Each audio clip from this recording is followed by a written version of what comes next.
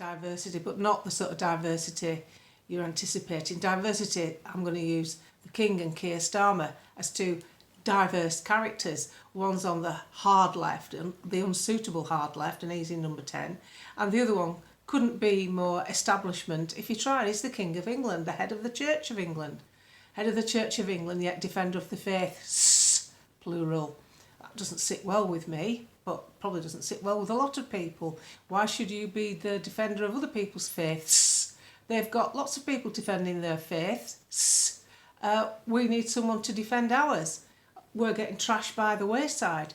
And much as I don't go around talking about religion, I think religion causes a lot of problems. It's not the religion, it's the people who get hold of it, and the people who manipulate it, and the people who turn it into a body or a business. The Church of England, one of the biggest landowners in the country.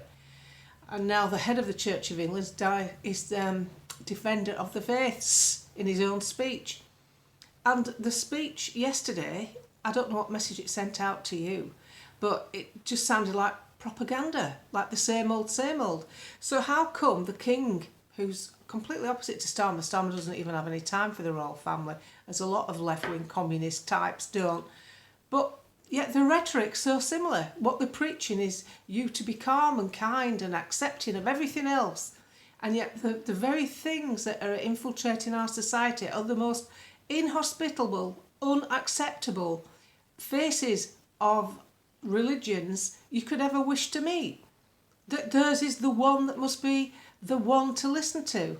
You've even got an MP who was suggesting we should introduce blasphemy laws.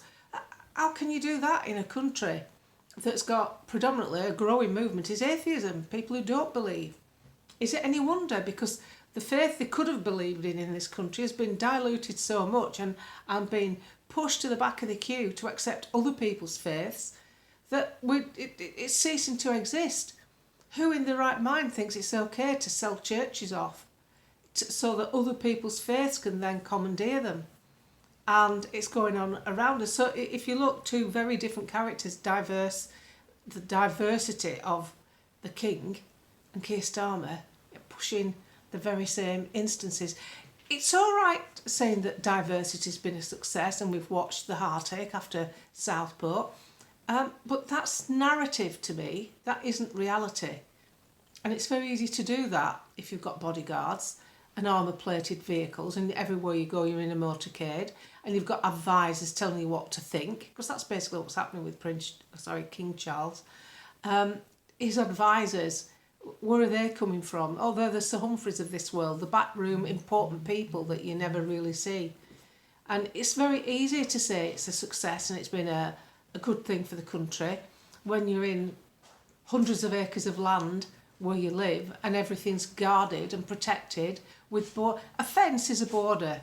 That's a border. That's showing you the line of where your property ends, and that's what the king has. He has fences around everything that he owns. He's fenced it off from people because he doesn't want people just wandering in. But we feel like that about our country, and it makes even more sense for a country because people are coming from all over the world. You can probably anticipate tourists with your properties that you own as a king, but we have to anticipate people who are coming here to sponge off the system, use criminal activity for a living because it's easy to disappear. One of the big attractions about Great Britain is it's easy to disappear within the country once you get here. It's not actually the benefits they take. And you've got a country that's got road signs in other people's languages. Road signs around Wolverhampton are in different languages, and other towns, Birmingham. And we've got an MP who wants blasphemy laws bringing back. Blasphemy? Which blasphemy? Which blasphemy? Which God? Because it seems to be you've all got different gods. You've all got your favourite and you call him something by a particular name and that's your God. So what's the blasphemy for? Because believe me, there's plenty of blasphemy going on with Christianity. Nobody's giving a hoot. So I see my country being basically used like a melting pot, but not in a good way, because it's not been managed correctly. If you leave human beings to their own devices, they'll decide who they want to be around and who they want to make a life with, and it won't matter what colour they are or what religion they are. They'll just get on with it of their own devices. We don't need stooges like Keir Starmer or the King to tell us how to live, because they're not living with any of the problems that their legislation and lack of fight against it causes. The King will never be subjected to somebody nicking his mobile phone on a moped or somebody attacking him with a machete in a backpack. He'll never be living in a poor neighbourhood where there are gang wars, and most of these are from foreign extraction. We've gone mad. We're that busy trying to accommodate everything. We've made a mess of everything. It's a mess. It's not working and nobody's getting a grip of it. Nobody's acknowledging the failings of what we've been indoctrinated with right through the Tory government. So it's not Labour, just that they're both the same, so they're not offering any different. And nobody wants to make anyone feel uncomfortable regarding the religion, the sex, or whatever. Like, nobody really wants that. What we want is people to acknowledge that to create a workable society, you need to acknowledge the mistakes that you've made. You're halfway to recovery if you can do that. But we've got politicians and the King in denial. We've got the King, God knows what he thinks he is. How can you be serious about taking him serious when he's got a son who's employed Jacinda Ardern, who locked New Zealand down like any fascist would? They were hardcore, and it's being proven now that most of this hardcore draconian ruling, which is what we suffered from, was completely unnecessary. So I look at the diversity of the King and the Prime Minister, and I just think two opposite ends of a pole, and yet the narrative is the same, and the narrative is to get you under that, push you down, so that you don't try and have your normalised thinking, which is there shouldn't be so much crime, we shouldn't have so many foreigners in the jails, we should export them, deport them. We've got the facility to do it and we don't use it. We shouldn't be allowing left-wing lawyers to make fortunes by defending people and elongating asylum claims years and years, sometimes hundreds of thousands of pounds, millions in the grand term, being used from our legal aid system so that other people who shouldn't be here can fight to stay. Normally, if you've got a genuine cause to stay, you'll get through. It's not that tough. And the real asylum seekers are usually sitting in camps, I've said it before, waiting for an opportunity to come. The people that are crossing the channel are not that. They are not that. And France is a safe country. I don't know how many times I have to say it. They are not fleeing anywhere war-torn. They've already fled. They've gone, fled. They're here. They're in Europe. Europe's safe. It's not at war with anyone yet. So why there is this need to be so benevolent as to, oh, well, they didn't really like it in France. They didn't like it in Belgium. They didn't want that because they might have a cat or a cousin that's in Great Britain. They want family life. But sometimes they don't want family life, do they? They want crime. They come here and they do us harm. And they're allowed to grow this because we haven't got anybody in politics, except for the 5 that are coming through right now with reform, that are prepared to address it. Now, I'm the first to admit you can't attack a religion and you can't attack it head on unless you want to lose. Unless you want to lose, because you're dealing with some people who are absolutely fanatics. And it's not the ones that came in the 60s for work, it's the generations later. Because we have allowed this anti-British stance to grow, really.